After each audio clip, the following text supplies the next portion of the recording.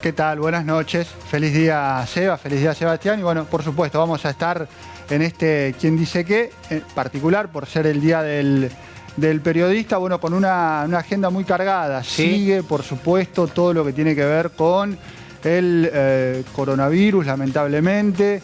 Ya en los prolegómenos de lo que van a ser las resoluciones de esta semana para nuevas medidas, nuevas cuarentenas, y a la par de todo esto sigue moviéndose el tablero político, ¿sí? Los actores de los dos frentes, vamos a conversar con todos esta noche, comienzan a moverse. También, Seba, antes de agradecerte, digo que se quede la gente, estuvo consultando mucho hoy por el parte que deben abonarle a los jubilados. Tenemos información de ese tema también. Perfecto. Bueno, gran programa como siempre, Ezequiel. Buenas noches. Muchas gracias, Sebastián, Seba Gállego. Bueno, y vamos a estar acompañándolos, por supuesto, hasta las 23 horas, acá en este ¿Quién dice qué? Por Canal 11, con muchísima información importante para la semana política, ¿sí? Algunos datos trascendentes, muy importantes, de los últimos días, de las últimas jornadas, y también comentando y trazando la hoja de ruta de lo que se viene en la provincia.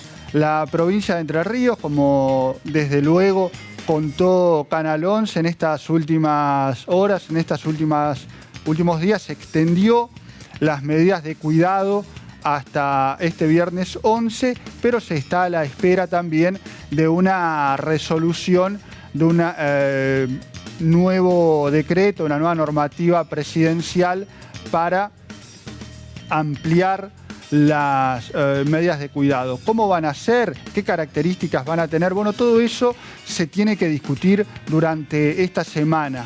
Abrir y cerrar con precisión quirúrgica parece ser una de las alternativas que saldrían de las reuniones de los ministros, reuniones ministeriales, y también de las reuniones del presidente Fernández con los gobernadores, con los representantes de los territorios provinciales. Sobre estos temas vamos a estar hablando, vamos a estar conversando, van a estar trazando quién dice qué. Vamos a conversar también, le anticipábamos y conversábamos con Sebastián Gállego, rearmados políticos. Por un lado, en Juntos por el Cambio hay muchos movimientos. Rogelio Frigerio está recorriendo la provincia, ya enunció lo que en un momento se esperaba que dijera, que es quiero ser candidato, pero enfrente tiene a la Unión Cívica Radical e incluso a otros sectores de lo que es el PRO, ¿verdad? Y dentro de la UCR hay un sector que es el de los intendentes, ¿sí? Se llama Construir, cuyos dos quizás principales referentes son tanto Galimberti como Schneider, han sumado en estas últimas horas a un diputado nacional que fue intendente, que conoce el territorio y que podría decirse es de un palo similar, además de por ser radical, por ser intendente, a esta agrupación que se llama Construir. Vamos a conversar, a ver cómo viene la mano, cómo se están moviendo y qué es lo que definitivamente esperan de este proceso político, de estas elecciones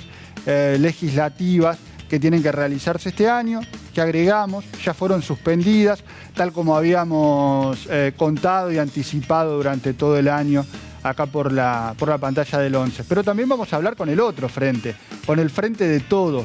¿Cómo están observando su espacio? ¿Qué piensan? ¿Cómo están planteados? Están en el gobierno en todas las administraciones, en Entre Ríos, ¿verdad? En la ciudad de Paraná, en las principales ciudades, también en la provincia y en la nación. Y esto, en un momento de complejidad, los plantea de un modo no tan habitual a la hora de hacer campaña, porque además se están enfrentando a los problemas de la economía y a los problemas de la pandemia, ¿sí?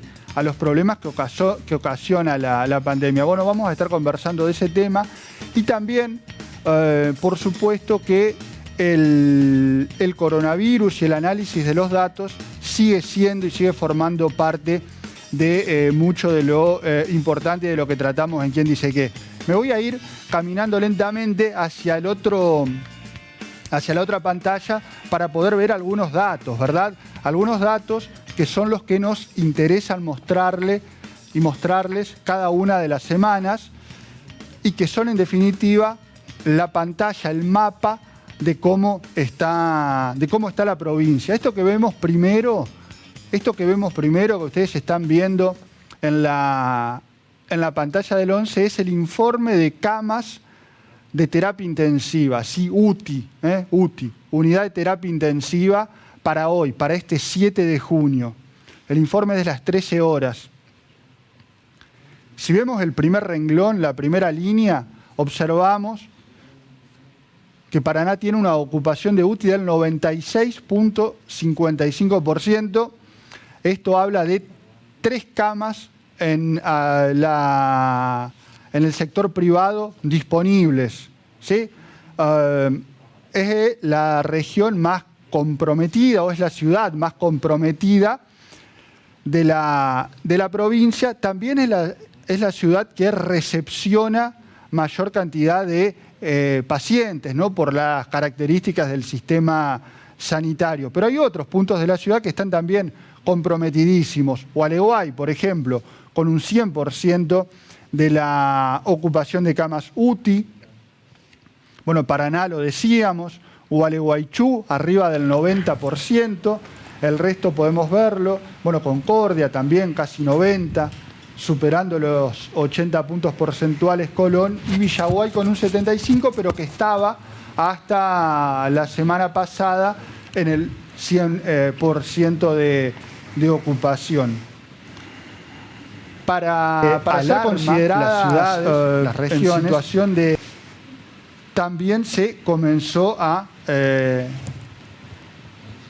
tener en consideración el porcentaje de camas UTI. Por eso es importante esto. Pero podemos ir al otro cuadro que también habitualmente mostramos. Bueno, este es el de vacunación. Si querés dejamos este para después, si puedo cambiarles. Y vemos la información que siempre nos proporciona Soledad Retamar, de la Universidad Tecnológica Nacional de Concepción del Uruguay. Aquí vemos los distintos departamentos. Hay 2 columnas a las que debemos prestarle particular atención. Una es la razón de crecimiento, la razón de casos, y el otro cuadro importante es la incidencia. Estos dos son más las camas UTI, son los que se consideran para catalogar a las ciudades, a los territorios en una u otra categoría: alarma o alto riesgo epidemiológico. Está Paraná, que es donde está Canal 11, a pesar de que nos ven en toda la provincia, en el 1.65, en la razón de crecimiento. El número máximo es 1.20, ¿sí? Y la incidencia, el tope para no estar dentro de ella es 150, estamos en 8.65. Son valores más o menos que se repiten en el resto de la provincia. ¿De qué habla esto? De cómo tenemos que tomar las medidas y de qué medidas tomar, por supuesto, pero sobre todo de lo que planteábamos hace un ratito, de la rapidez, de esa precisión quirúrgica que tienen que tener la dirigencia, que tienen que tener los funcionarios para poder ajustar cuando haga falta, pero también para rápidamente aflojar cuando ello sea posible. La última plaquita que queríamos repasar también, que es un poco... Esta es la placa de vacunación. Este es el monitor de vacunación de nuestra provincia, de Entre Ríos. ¿Sí? Cantidad de dosis aplicadas, arriba de 400.000. El total de dosis recibidas, arriba de 550.000. A esta cantidad de dosis aplicadas hay que restarle las primeras dosis, ¿sí? Y eso nos da el total de de vacunados, ¿sí? El total de vacunados con una dosis, que es el total de, en principio, inmunizados, que es un poco lo que más importa y lo que nos traería un principio de tranquilidad, si se quiere, a este momento. Va a ir un poco por acá quién dice qué, pero también está Tiago Romero, a quien voy a saludar en este momento. Tiago, ¿cómo estás? Muy buenas noches, Ezequiel, para vos, para todos los televidentes. Feliz día para vos y para todos los colegas. ¿Cómo va? Feliz día, muchísimas gracias. Tiago, en 2 líneas, contanos qué es lo que tenés preparado para la audiencia en esta noche. Bueno, precisamente tenemos información judicial porque el jurado de enjuiciamiento desestimó una denuncia de un abogado de aquí de Paraná, un pedido de jury precisamente contra 2 integrantes de la magistratura. Vamos a estar analizando un poco los argumentos que dieron los jueces en este fallo y también al finalizar el programa te voy a estar comentando algunos datos del juicio por jurado. ¿Qué pasa aquí en Paraná y cuáles van a ser los próximos? Muy bien, gracias Tiago. Vamos a estar atentos ahí a cada uno de los temas que estás planteando. Te quedás acá acompañándonos y me avisan, ya lo tenemos a el diputado provincial Néstor Logio, ¿sí? Diputado del Frente de Todos en la provincia. Lo saludamos. Buenas noches, Logio, ¿cómo le va? Ezequiel Flesler acá en Quién Dice Qué, en el programa de Nicolás Blanco. ¿Cómo está? Hola Ezequiel, un gusto saludarte, un saludo para todos ustedes en un día tan especial para los herederos de Mariano Moreno. Bueno, muchísimas gracias. Bueno, hablábamos recién en la introducción del programa un poco sobre este momento tan complejo, ¿no? Que es la pandemia de coronavirus, las medidas que se toman para mitigar el contagio, y que involucran diferentes situaciones, ¿no? Que ayudan, pero que también complican todo al mismo tiempo, ¿no? Y esto tiene que ver con la complejidad del momento. No sé si tiene alguna observación para hacer, quizás en la provincia o particularmente de Concordia, si es que está más en ese territorio. Sí, yo creo que la pandemia es un problema mundial, no lo podemos analizar desde una perspectiva local de ninguna manera, y la política sanitaria nacional de nuestro gobierno, encabezado por Alberto Fernández, y la política provincial, creo que han hecho un abordaje realmente correcto de una situación tan difícil y complicada como es manejar la pandemia. Hace un par de meses atrás se nos planteaba que no había que vacunar y yo creo que hoy, tanto es así que una líder muy importante de Juntos por el Cambio llegó a plantear que el presidente de la Nación quería envenenar a la sociedad con la vacuna Sputnik, y hoy creo que esa es una batalla cultural que está ganada, que la inmensa mayoría de los argentinos quieren vacunarse y que el gobierno ha trabajado muy bien buscando distintas alternativas de vacunas en distintos países del mundo y estamos avanzando en muy buen ritmo. Acá en Entre Ríos es notable, en mi ciudad, en Concordia, yo tengo el pulso diario de cómo avanza la vacunación y se están vacunando en este momento a personas de casi menos de 50 años. De manera que yo soy optimista respecto de cómo el Estado está manejando esta situación. Lo que necesitamos es que los ciudadanos todos seamos responsables en el distanciamiento social, porque la vacuna por sí sola no va a resolver todo el problema si la sociedad no ayuda en cuidarnos para que el virus no circule.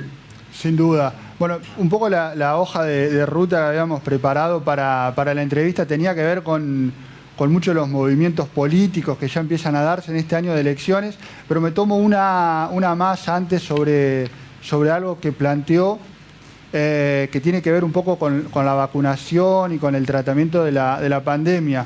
Marcaba Logio, ganamos una batalla cultural que fue la de las vacunas.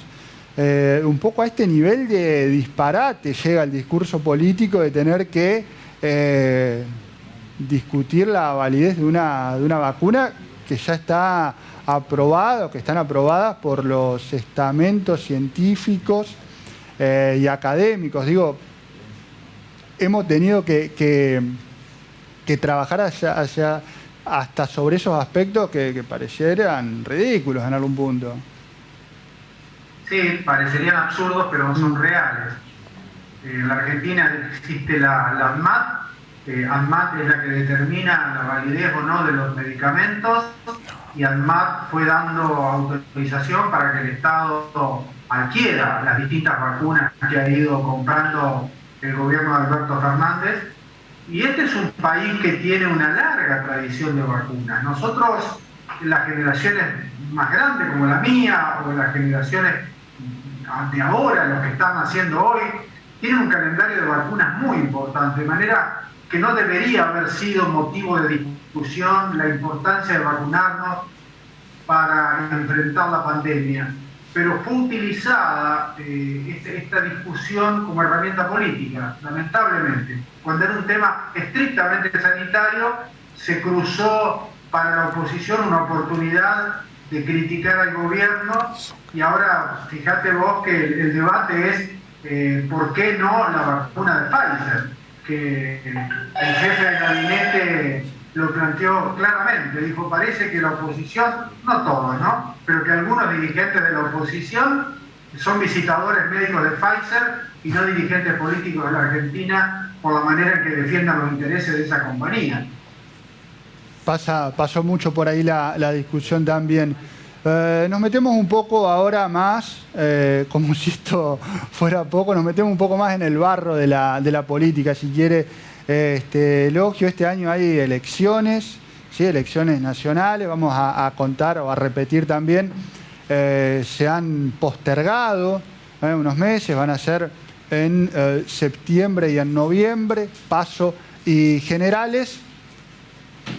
El Frente de Todos, planteábamos un poco al comienzo del programa, está gobernando en un momento económico complejo, a lo que se le suma la pandemia o la cuarentena, sí, depende quién lo nombre, pero en definitiva es la misma cosa, y tiene desafíos un poco distintos, seguir gestionando a veces con medidas no simpáticas, pero a la vez tienen la necesidad como partido, como espacio, de ganar elecciones. ¿Cómo la ve, cómo analiza el momento? Y yo creo como que en el marco de la pandemia el gobierno nacional viene desarrollando políticas anticíclicas para lograr, en principio, que los sectores más vulnerables tengan garantizado lo básico de la alimentación. En el 2020 hizo una enorme inversión pública en el IFE, en el ATP, miles de millones de pesos volcados al mercado del consumo para garantizar que la familia argentina pueda continuar con lo elemental y a su vez dinamizando el mercado interno. A pesar de la pandemia, la economía se ha resentido, obviamente, pero no en los términos que hubiera sido si, por ejemplo, hubiéramos tenido la mala suerte que la Argentina siguiera gobernando el neoliberalismo. Un gobierno heterodoxo como el gobierno de Alberto Fernández tiene la capacidad de interpretar las demandas de esta etapa, y en este sentido también debo decir que es interesante ver cómo los líderes mundiales están entendiendo la situación de crisis mundial, ver la política anticíclica que plantea Joe Biden en Estados Unidos, que llevó que a nuestro presidente en un momento de humor dijera: parece Juan Domingo Biden, porque planteaba políticas estrictamente heterodoxas. Se le fue un poco la mano ahí, permítame decirle. ¿No? ¿Sí? Se le fue un poquito la mano, me parece, en ese momento al presidente. Sí, bueno, pero la política de Biden, una política más de tipo keynesiana, sí, sin duda, y alejado del neoliberalismo. Y en estos días los líderes mundiales están discutiendo en el G7 la necesidad de cobrarle impuestos a las compañías más grandes del mundo para que aporten a la lucha contra la pandemia. que no es otra cosa que lo que ha hecho nuestro gobierno nacional cuando planteó el impuesto a las grandes fortunas. Entonces digo, la situación es compleja, nosotros estamos en el medio de la pandemia, el gobierno está administrando la pandemia, pero está desarrollando políticas económicas tendientes a dinamizar las actividades económicas y el comercio también, con dificultades. Sin ninguna duda que hay muchísimas dificultades, pero que yo soy muy optimista que en la medida que crezca la vacunación, que se pueda volver a dinamizar el comercio con todo su potencial, Argentina va a retomar una senda de crecimiento que no tenemos desde el 2015. Diputado Logio, ¿tiene el gobierno frente a sí la pandemia, los problemas económicos, pero tiene también al espacio que hasta el 2019 era gobierno, que es el macrismo, Juntos por el Cambio, o como lo definamos, y emerge un nombre en Entre Ríos que después de muchos amagues dijo: quiero ser candidato, voy a ser candidato en la provincia de Entre Ríos, que es el de Rogelio Frigerio, que marca algunas cuestiones en la provincia y que dentro de lo que es el espectro Cambiemos o el espectro Juntos por el Cambio se muestra o intenta hacerse ver como lo que se denomina un moderado, si tendríamos el ala de los moderados y el de los más severos. ¿Cómo observa el fenómeno, si vale el término Frigerio, en la provincia? ¿Cómo lo identifican? Sí, en principio no lo veo como un fenómeno. Frigerio es un hombre de la política porteña, tiene que ver con la estrategia de desarrollo político de esa fuerza que es el PRO, que desde Capital Federal va lanzando cuadros a distintos lugares del país. Acuérdense que la ex gobernadora Vidal había sido vicejefe de gobierno en la Capital Federal, o sea, una mujer de capital que va a provincia de Buenos Aires. Ahora Rogelio Frigerio, un hombre de capital que viene a protagonizar la política entrerriana. Yo creo que no viene a aportar nada nuevo. Frigerio es más de lo mismo en materia neoliberal, forma parte de un esquema de gobierno que destruyó el aparato productivo en 4 años de gestión, y Frigerio no puede decir que él no tenía niveles de decisión en el gobierno de Macri. Era ministro del Interior y de Obras Públicas. Mira, yo por ser de la otra costa de la provincia tengo la necesidad de recorrer la ruta 18 permanentemente. Claro. El 9 de diciembre del 2015 la ruta 18 se paralizó. Tuvo 4 años paralizado y volvió a ponerse en marcha ni bien asumió Alberto Fernández la presidencia de la Nación. Empezó otra vez la obra pública a tomar volumen en Entre Ríos. En los 4 años de Macri, el gobernador Bordet, las únicas viviendas que pudo construir en Entre Ríos fueron las que se construyeron con ahorro entrerriano, ni un aporte del gobierno nacional. Nos prometieron miles de jardines de infantes para todo el país que todavía los estamos esperando. Entonces digo, Frigerio tiene necesidad de posicionarse como candidato a gobernador, en Entre Ríos muy conocido, pero sigue siendo un hombre porteño y nosotros iremos a un proceso electoral como corresponde a una fuerza política como es la nuestra, el Frente Creer, que pertenecemos al Frente de Todos, con un conductor político como Gustavo Bordet, que es ampliamente reconocido, valorado y ponderado por los entrerrianos, de manera que yo soy también, en este sentido, en el electoral, profundamente optimista de cómo vamos a abordar este proceso. Lo que sí quiero especialmente decir, que en este sentido hago un reconocimiento y valoro la actitud madura de la oposición, de toda la oposición política argentina, de prorrogar por 30 días el proceso de las PASOs y las elecciones generales. Eso va a permitir tener un proceso de vacunación mucho más desarrollado y por lo tanto un mayor control de la pandemia al momento de ingresar al proceso electoral. Era un disparate de no haberse acordado eso con honestidad. Lo veníamos marcando acá en Quien Dice Qué con Nicolás desde el comienzo de este año televisivo, ¿no? Era lo que se esperaba, la postergación. Nos queda una pregunta más, diputado, si tiene un segundito, con Tiago Romero. Dale, Tiago. Sí, diputado, muy buenas noches. Quería consultarle, porque usted estuvo participando junto a la legisladora Silvia Moreno por el proyecto de cannabis medicinal. ¿Qué aspectos tiene y cuáles son sus alcances? ¿Nos podría desarrollar un poco sobre esto? La verdad que yo estoy muy feliz de ese proyecto de ley en el que trabajamos con la diputada Moreno. Fue un trabajo de un año completo, conjuntamente con organizaciones sociales, que yo rescato 3 en Entre Ríos: la Agrupación Paranaense de Agricultores Canábicos, la Asociación para el Tratamiento Penal y la organización Mamá Cultiva, que fueron protagonistas en el trabajo de la construcción de esta norma legal, que obviamente se pudo llevar a cabo porque desde el día 1 tuvimos el aval político del gobernador. Hoy la norma está promulgada y la autoridad de aplicación, que es el Ministerio de Salud, tomará su tiempo para poder reglamentarla, pero tenemos un escenario futuro maravilloso para miles de familias entrerrianas que utilizan el aceite de cannabis como paliativo del dolor o para curar algunas patologías que la medicina tradicional no lo puede hacer. La ley es muy generosa en lo que hace al autocultivo, el cultivo solidario, el registro de cultivadores, el registro de médicos que quieran trabajar con estas herramientas que ofrece esta medicina milenaria. Yo estudié mucho el tema cannabis para este proyecto. Encontramos registros del siglo X a.C.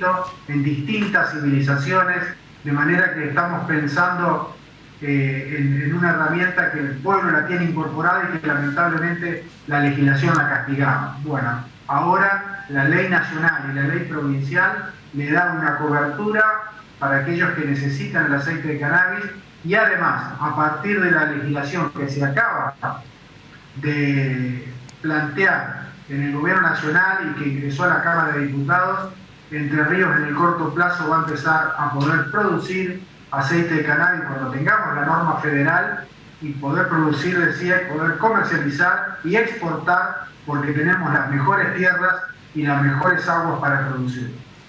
Diputado, bueno, muy importante el proyecto de desarrollo canábico que presentaron la semana pasada. La seguimos en otro momento y muchas gracias por habernos acompañado, por haber participado en este ¿Quién Dice Qué? A ustedes, han sido muy amables. Muchas gracias. Muchas gracias. Bueno, estaba el diputado provincial, Néstor Logio, del Frente de Todos. Vamos a ir a la pausa y después tenemos muchísimo más Aire de Todos. Les voy a contar cuándo cobrarían los los jubilados de la provincia el adicional. Hay una fecha tentativa en la que se está trabajando. Vamos a venir con eso luego de esta pausa.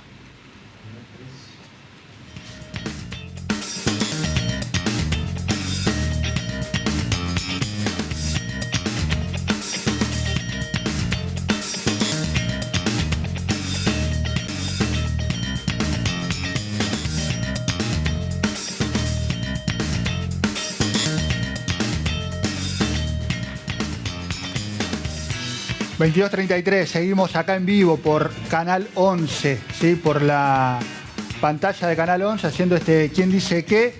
Vamos a ir con Tiago dentro de un ratito, que tiene algo para contarnos sobre juicio por jurado. Antes cuento esto, no quiero hacer esperar a la audiencia con un tema importante. Pago a jubilados, el adicional.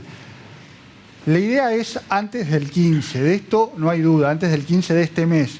Pero se está trabajando para poder pagar este adicional el 11. Si el 11 es el viernes de esta semana. Entonces, repetimos, la idea es trabajar para, o están trabajando con la idea de llegar para este viernes 11, y si no puede concretarse, el 15 sí estará abonado. Esta es la información en este momento, a esta hora de la noche, según chequeamos hace un ratito nada más, antes de ingresar al aire.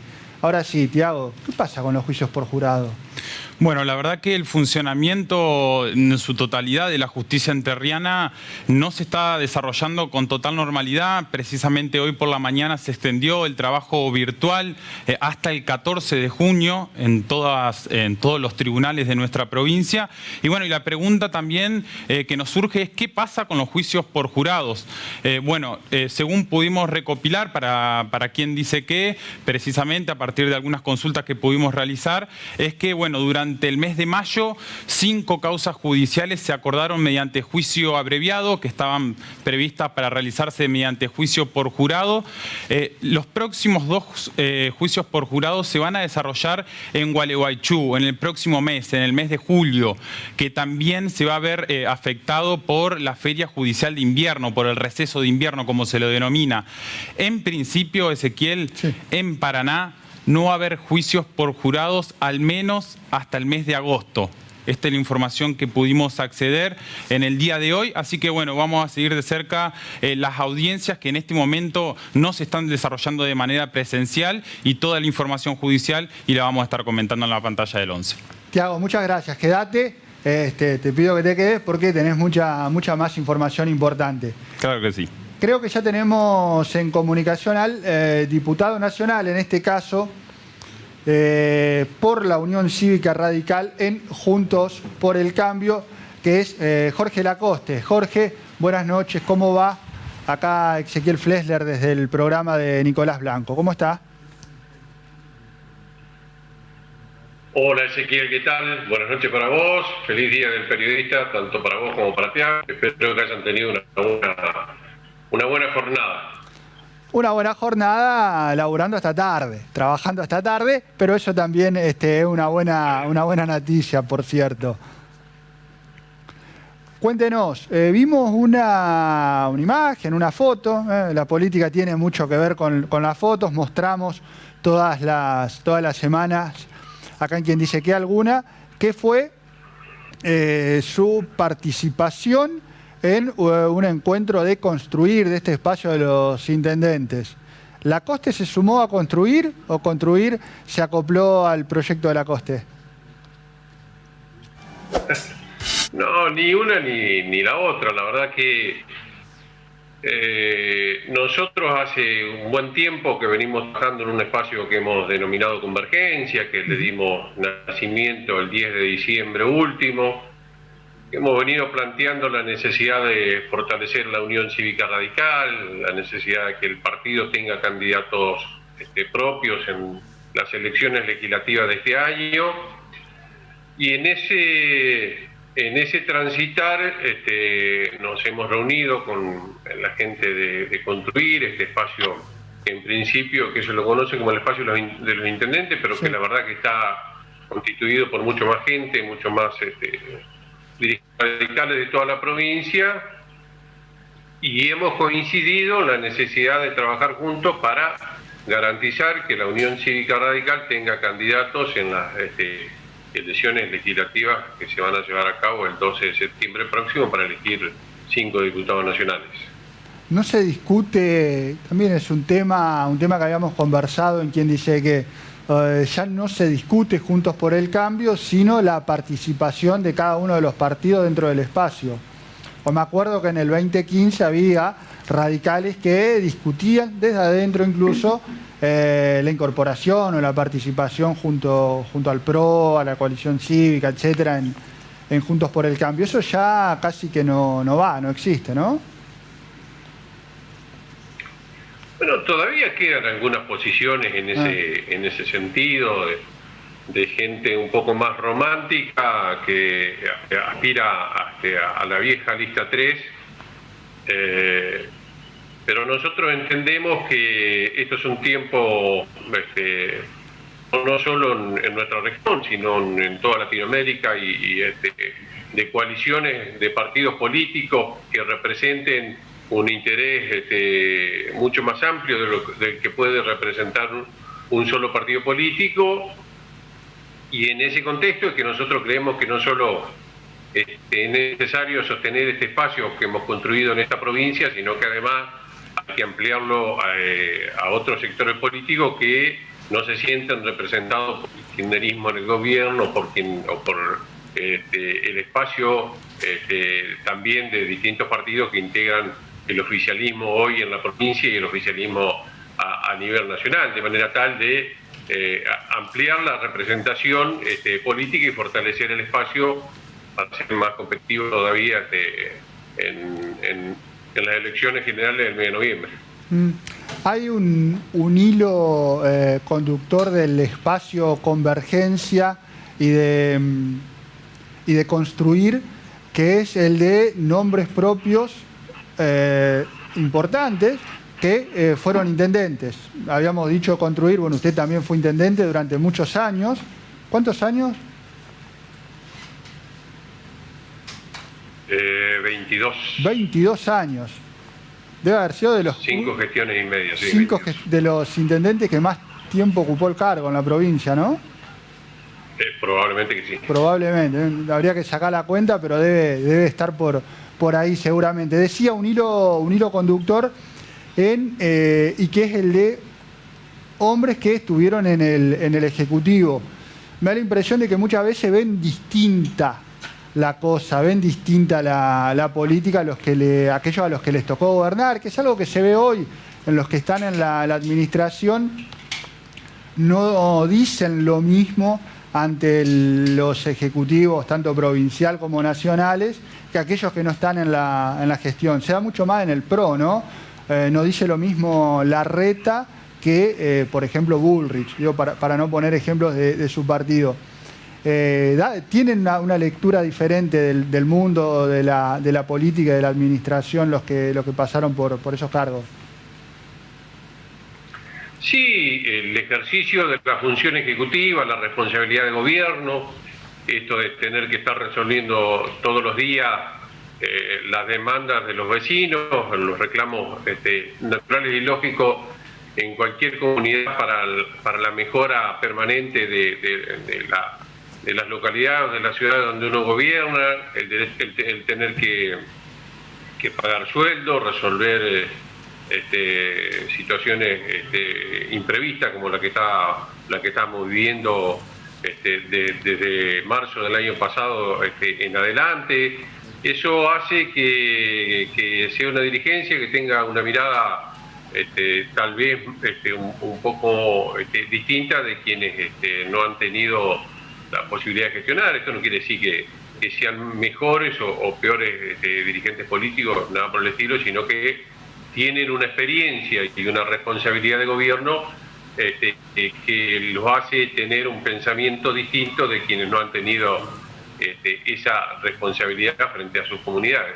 Un poco en este sentido, que es el de haber estado al frente de una administración, ¿cómo observa la gestión de la pandemia y la gestión de las cuarentenas en la provincia y también en el plano nacional? Mire, hay demasiados especialistas, cada argentino es un especialista en pandemia, todos nos creemos con derecho a opinar que se podrían haber hecho mejor las cosas. Indudablemente que el tema de la vacuna es un tema que no se ha, es un tema que no se ha manejado con la inteligencia o desprendido de cualquier prejuicio, de manera tal de poder conseguir la mayor cantidad de vacunas para nuestro país.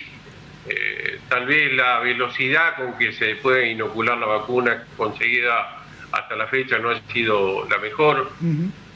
Yo también me quiero un poquito del otro lado como un vecino común, como un ciudadano común, y también tenemos que reconocer que como sociedad hemos fracasado. En abril, mayo del año pasado, y alguien, cuando nos preguntábamos cómo iba a ser la sociedad después de la pandemia, todos decíamos, no sabemos cómo va a ser. Lo que sí sabemos es que vamos a ser un distinto, más solidario, más empático. No pasó. No pasó, y la verdad que si cada uno de nosotros hubiese tenido responsabilidad social del uso del barbijo, el distanciamiento, no trampear las medidas tomadas por el gobierno nacional, el gobierno provincial con fiestas clandestinas, tal vez no tendríamos los niveles de contagio que tenemos, tal vez podríamos estar en otra situación. Esto no le quita responsabilidad al gobierno, insisto, por la vacuna. Ahora, si nosotros creemos que toda la responsabilidad como ciudadanos, esto no como dirigente político, pero como ciudadanos, si toda la responsabilidad está solo en el Estado, la verdad que hemos transitado una pandemia y no hemos sacado ninguna sola experiencia saludable para afrontar los desafíos que nos puede poner en el futuro la humanidad. Lacoste, una última sobre la cuestión política que conversamos al comienzo de la entrevista. El espacio Construir ya tiene nombres propios para una eventual lista para septiembre. ¿Convergencia tiene nombres? Sí, nosotros tenemos nombres, pero no nos parece hoy lo más importante. Nos parece que lo importante es consolidar esta idea y tratar de unificar a la Unión Cívica Radical en una posición sólida, firme, convencida de que tiene que representar los intereses de muchísimos entrerrianos que están esperando que los represente una dirigente o un dirigente de nuestro partido en el pensamiento, lo que tiene que ver con la defensa de los valores que siempre ha planteado el radicalismo en estos 130 años de historia. Así que hemos convenido eso en Rosario Altala el viernes en la reunión con los amigos de Construir, que lo vamos a resolver en un tiempo más adelante, porque si no, como habitualmente sucede, que los acuerdos se hacen en base a candidatos y son los acuerdos que primero fracasan. Me parece que los acuerdos tienen que ser en base a las ideas y al objetivo común para que se puedan solidificar en el futuro y poder ser una propuesta seria para que los entrerrianos la vean de esa manera. Bueno, a la espera entonces de algún nombre propio. Diputado Lacoste, muchas gracias por habernos acompañado esta noche acá en ¿Quién dice qué? Muchas gracias a ustedes. Un abrazo. Pasaba el diputado de la Unión Cívica Radical en Juntos por el Cambio, Jorge Lacoste. Vamos a ir a la pausa, pero te pido que te quedes porque queda todavía muchísima información importante. Queda un informe de Tiago que, alguna línea que me dejó leer, ya te anticipo que está imperdible. Y imperdible porque tiene información muy jugosa y muy interesante, y además algunos datos que tienen que ver con el salario y, por supuesto, para cerrar las fotos de la semana política. Pausa.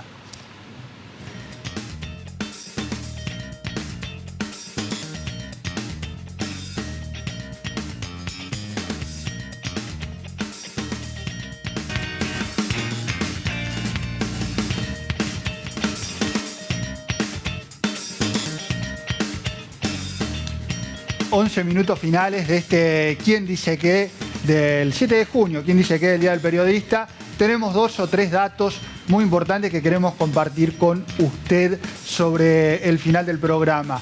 Había anticipado al comienzo una de las preocupaciones, esperemos que sea una preocupación de la administración, es la cuestión de la administración Fernández, es la cuestión salarial. ¿Cómo está o cómo están los salarios en el plano nacional si los comparamos con los 3 años anteriores y con la inflación? Bueno, en este informe sobre salario, en el que se compara formal versus trabajadores informales, un informe de Álvarez Agís, en rigor de su consultora, que es P por Q, bueno, marca que los ingresos de empleo se vieron afectados al inicio de la pandemia y en cada una de las restricciones a la movilidad, ¿verdad?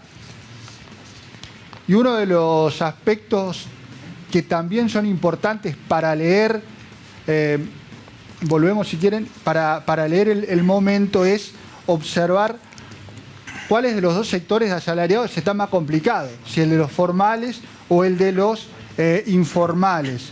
El sector registrado, es decir, los empleados formales, el empleo formal fue el que mayor pérdida de ingresos sufrió, pero los informales sufrieron por otro lado, no por merma de ingresos, sino por caída, ¿sí? Se desarmó el esquema de trabajo, es decir, perdieron el empleo. Los formales, si bien en algún momento de este principio de 2021 hubo alguna recuperación, mantienen el empleo con pérdida, decíamos, de nivel adquisitivo. En tanto, los informales, trabajadores en negro, en la jerga, están perdiendo el trabajo y siguen perdiéndolo, excepto en algunas áreas muy sensibles, por cierto, pero no de grandes ingresos, como es el caso de la construcción.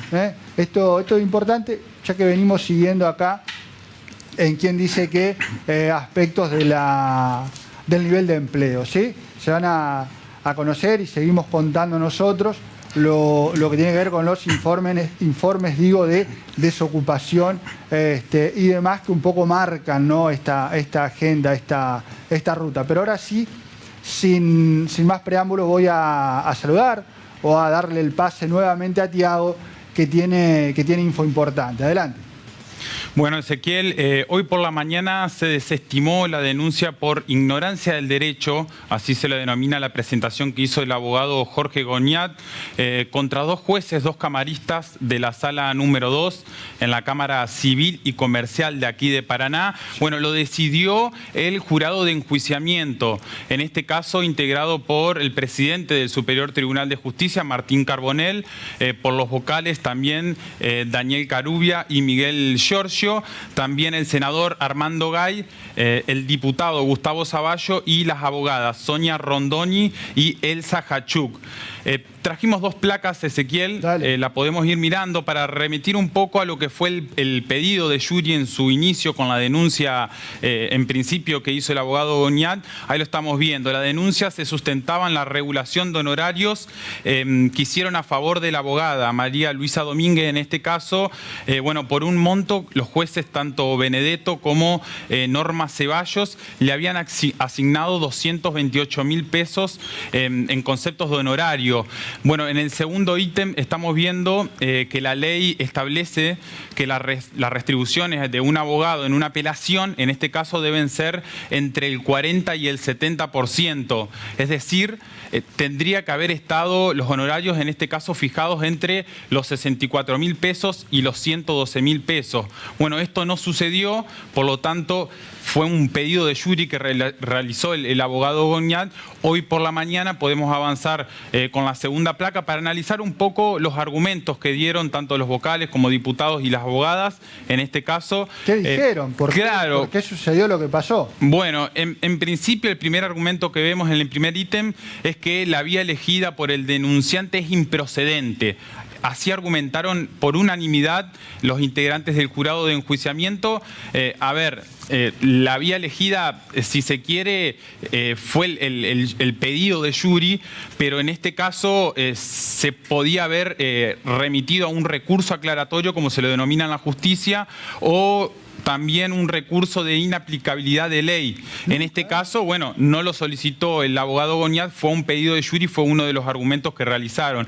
Y por otra parte, otro de los argumentos que realizó en este caso el vocal Daniel Carubia es que debe importar un vicio grave de superlativa trascendencia. Bueno, la verdad que un poco discutido en este caso el argumento del vocal Carubia.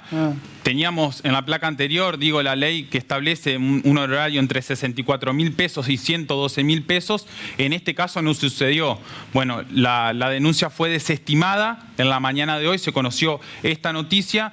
También, según lo que establece la ley, no se va a poder apelar esta decisión. No son apelables. No son apelables, exactamente, por lo menos en lo que respecta al jury, exactamente. Así que, bueno, los jueces Norma Ceballos y Oscar Benedetto continuarán en su cargo, les decía, en la sala número 2, en la Cámara Civil y Comercial de aquí de Paraná. Siga, como diría Pancho La Molina, para linkear con el Fútbol 11, con el programa que sigue. Sería así, ¿no?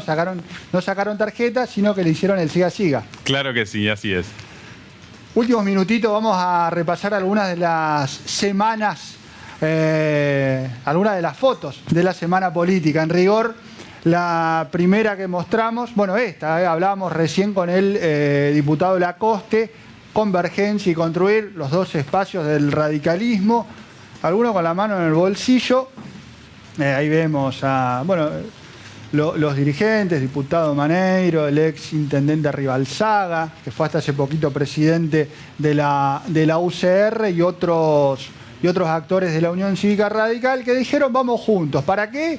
Y para tratar de hacerle más fuerza al enfrentamiento con Rogelio Frigerio, que va a ser el otro candidato, el otro precandidato en rigor, porque primero hay que pasar las primarias abiertas, simultáneas y obligatorias. Vamos a la foto que sigue. En casa, el gobernador Bordet, después de 10 días en el hospital de la Baxada, con diagnóstico positivo de coronavirus, volvió a su casa, comunicó en redes sociales que sufre una neumonía bilateral, pero ya está en un estado que le permite haber regresado a su hogar, a continuar, por supuesto, con el tratamiento. Una línea, ¿no? Que no sé si se marcó suficientemente, estuvo en un hospital público, algo que debiera quizás ser normal, pero no es habitual en la política, así que lo marcamos. Siguiente imagen, siguiente foto. Si no me equivoco, también hablábamos un poco en el transcurso del programa de esto, que tiene que ver con el desarrollo de la industria del cannabis. Ya estamos viendo ahí. Vemos participó, decía, por Entre Ríos la diputada Gailard. Hicieron esta presentación desde la Administración Nacional con la idea de que el cannabis tenga un desarrollo industrial.